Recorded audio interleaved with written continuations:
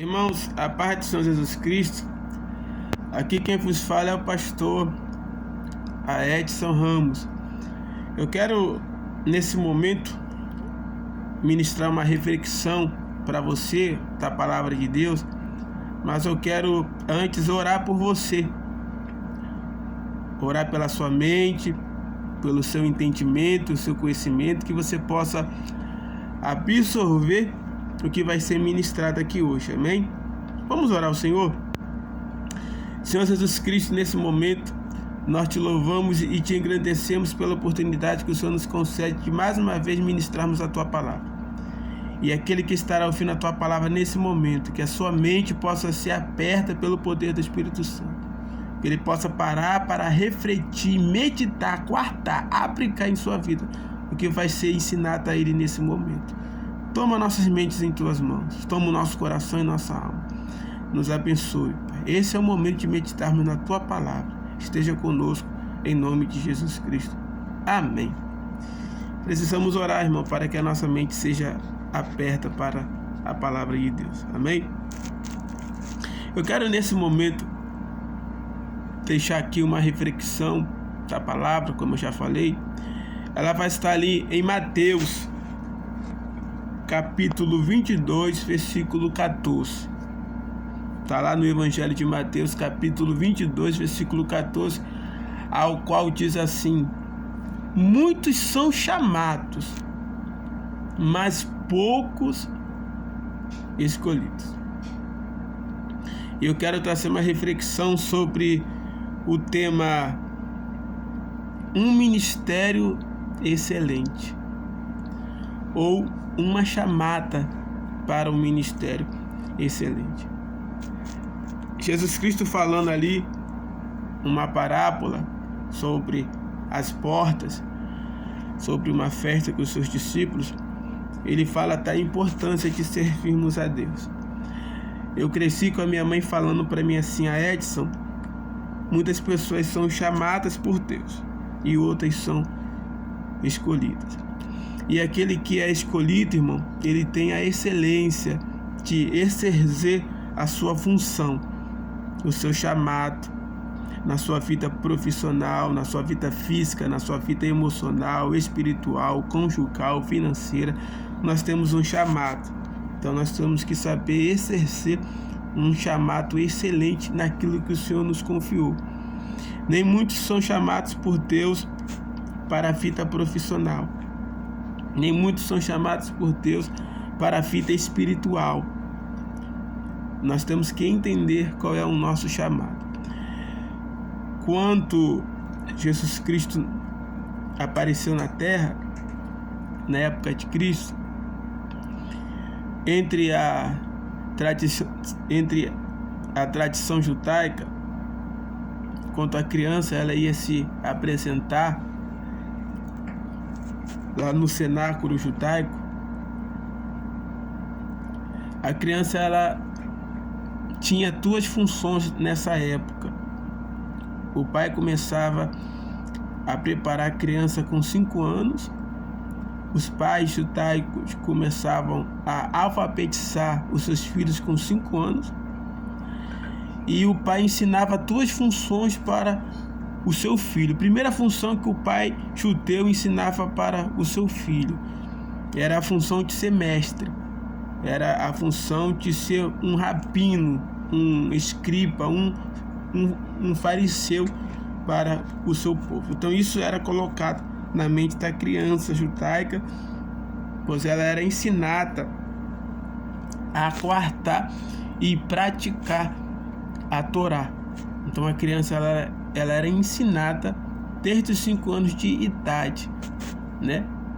Ela era alfabetizada dentro da Torá judaica. Então essa era a primeira lição que o pai ensinava para o seu filho. Ensinava o seu filho a futuramente ser um rabino, um mestre em Israel. Mas também o pai ensinava ao seu filho uma profissão, porque o pai falava para o seu filho: olha, se você não for mestre em Israel, você vai ter que trabalhar, você vai ter que ter uma função, um exercício. Então, desde cedo, o pai ensinava o seu filho um ofício, uma profissão.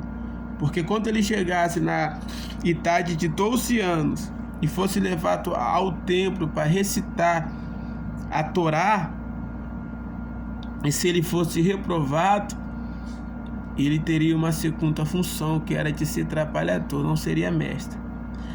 E a tradição judaica vai nos falar que quando Jesus Cristo chamou Pedro para que Pedro fosse um dos seus discípulos, tem um texto na Bíblia que nos diz que Jesus Cristo colocou a mão direita sobre o ombro direito de Pedro quando o chamou. Está lá escrito na palavra, eu não estou lembrado o versículo agora, mas está lá escrito que Jesus Cristo colocou a mão direita sobre Pedro e disse assim: venha ser pescador de homens.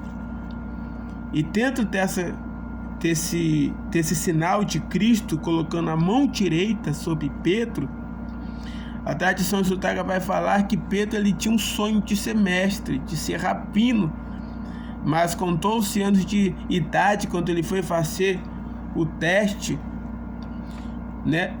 no templo para se apresentar, a história judaica vai falar que ele foi reprovado. E chegaram para Pedro e falaram: Pedro, você não serve para ser mestre em Israel, você não serve para ser rabino, para ser um doutor da lei, então você tem que trabalhar.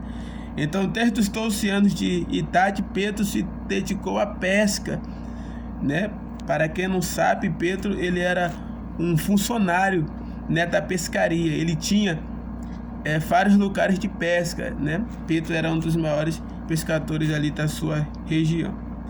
Mas a frustração ficou no coração de Pedro, por ele não ter sido escolhido para ser mestre, para ser rabino, para ser um doutor da lei.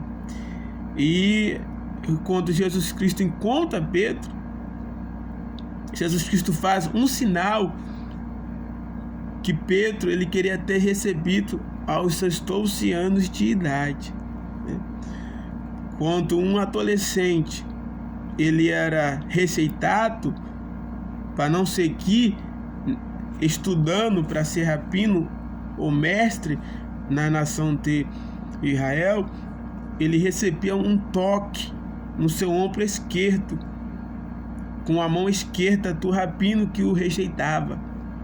E quem era aprovado para ser um doutor da lei, um mestre da lei, segundo a crença judaica, diz que ele recebeu um toque no ombro direito, em sinal de aprovação. Então, quando o adolescente, o jovencinho, recebia esse toque no ombro direito, ele se emocionava e começava a chorar, porque ele sabia da sua aprovação. A partir daquele momento, ele só estudaria para ser mestre e rabino e doutor, um fariseu dentro da lei judaica. Então, quando Jesus Cristo toca em Pedro com a mão direita, Jesus Cristo está tocando nas emoções de Pedro, está lembrando a Pedro daquela oportunidade que ele queria, mas havia se perdido, e Deus estava dando a ele uma oportunidade novamente para que ele pudesse realizar o seu sonho. Então, quando Cristo toca com a mão direita e o chama para ser pescador de homens, Pedro se relembra de quando ele tinha sido rejeitado na sua primeira escolha, no seu primeiro momento ali. E Deus assim escolhe Pedro para uma grande obra, um chamado de Pedro extraordinário, Lá em Atos capítulo 4, versículo 13, quando Pedro prega a palavra, ele anuncia a palavra e consequentemente vem 3.000 pessoas aceitando a Cristo. Lá em Atos 4, ali entre o versículo 13, vai falar que os doutores, né, os fariseus ficam admirados com Pedro, aquele homem inculto, né, iletrado. E eles olham para Pedro e dizem assim: nossa, como ele fala dessa maneira? Como ele transmite dessa maneira? De fato, ele esteve com Jesus Cristo. Então, o fato de estarmos com Jesus Cristo é o segredo das nossas maiores vitórias, né? Porque sem Cristo nós não somos nada, nós não somos ninguém. Então vemos aqui um chamado com excelência, né? Um ministério com excelência. Como é que ele funcionou na vida de Pedro e como é que ele funciona nas nossas vidas? Sendo que nós estamos passeados, o nosso estudo aqui hoje, a nossa reflexão está passeada em Mateus 22:14. Muitos são chamados, mas poucos escolhidos. Então, como se passeia um chamado de Deus, né? Como se passeia para Deus nos escolher para a sua obra? O chamado para o ministério é sinônimo de que Deus te escolheu, né? Esse chamado ele ocorre sobre uma proposta divina. Primeiro texto vai lhe lançar uma proposta pessoal, particular, né? Todo chamado começa com Deus falando conosco particularmente, pessoalmente. Vemos lá em Gênesis capítulo 12, que quando Deus vai falar com Abraão, lá em Gênesis também capítulo 11, versículo 33 em diante, Deus vai falar particularmente com Abraão. Deus vai falar com Abraão em sonhos, em visões e em revelações. Aqui no livro de Hebreus, capítulo 12, versículo 11, diz assim a palavra do Senhor. Hebreus 12, versículo 1. Desculpe, irmãos, eu estou errando aqui. Hebreus 12, versículo 1, diz assim: portanto, nós também, pois que estamos rodeados de uma tão grande nuvem de testemunha, deixaremos todo o embaraço e o pecado que tão de perto nos rodeia, e corremos com paciência a carreira que nos está por proposta. Hebreus 12, 1. Corremos para a carreira que nos está proposta. O apóstolo Paulo vai falar aqui, Hebreus capítulo 12, versículo 1, uma maneira aqui extraordinária. Ele vai falar assim, ó: portanto, nós também, pois que estamos rodeados de uma tão grande nuvem de testemunha, né? Nós cremos que foi o apóstolo Paulo que escreveu Hebreus, né? Alguns falam que não, mas eu creio, por causa da liturgia da escritura, eu creio que seja o apóstolo Paulo. Até mesmo porque Paulo não escreveu só 13 cartas, ele escreveu 14 cartas. E a história diz que uma das cartas de Paulo se perdeu, e essa carta é atribuída a Hebreus. Então, quando Paulo fala que nós estamos cercados de uma grande nuvem de testemunha, ele vai se passear no que ocorre no deserto da Judéia. Quando um estrangeiro ou um judeu está percorrendo o deserto da Judéia, aproximadamente ali na Arábia, eles têm um horário aproximadamente de cruzar aquela região. Porque se eles passarem em um horário que não é favorável, que é chamado o horário onde há tempestades de areia, aonde o viajante, estrangeiro ou judeu passa, ele é cercado por uma nuvem de areia.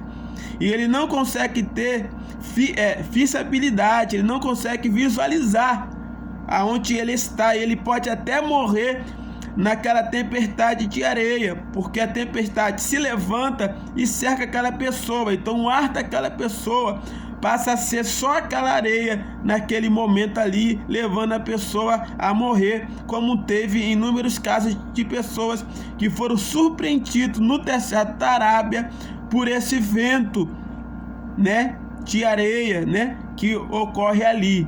Então Paulo vai falar assim, que nós estamos rodeados de uma tão grande nuvem de testemunha, né? Ele está comparando a esse vento de areia que se levantava no deserto da Arábia e que podia levar o estrangeiro, o judeu ou quem passasse ali à morte se não tivesse o conhecimento dessa tempestade.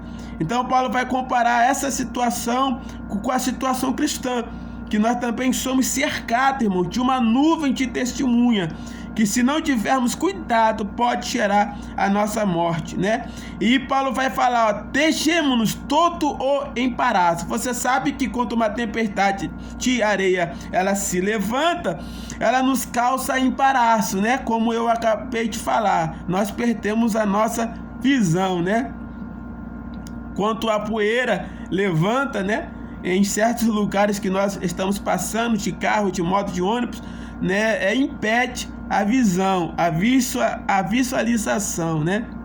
Tem uma música aí que é cantada por uma mulher, né? Poeira, né? Levanta a poeira, né? É a cantora Ivete Sangalo. Ela canta Levanta a Poeira, né? E nós cristãos temos que vigiar com esse levanta-poeira, que pode nos trazer danos irreversíveis, né, para nossas vidas e para o nosso ministério. E aí ele vai falar, né? E o pecado que tão de perto nos rodeia, né? O pecado, as tentações que tão de perto nos rodeia. Ontem eu estava vindo, né, do meu serviço, e me veio à mente aquela palavra que é falada por Deus ao profeta Jeremias, lá em Jeremias 29:11, né? E que nos diz de um caminho de paz. E o Senhor falou para mim assim: na vossa paz tereis paz, mas na vossa iniquidade tereis iniquidade. E às vezes nós vemos pessoas que não conseguem ter paz. Elas são rodeadas pelo pecado, elas são assediadas pela tentação, mas não conseguem resistir, né? Mas o Senhor manda dizer: na tua paz tu terás paz. Então, quando nós resistimos ao pecado e às tentações, nós temos paz. Mas se a gente cede na nossa iniquidade, nós teremos iniquidade.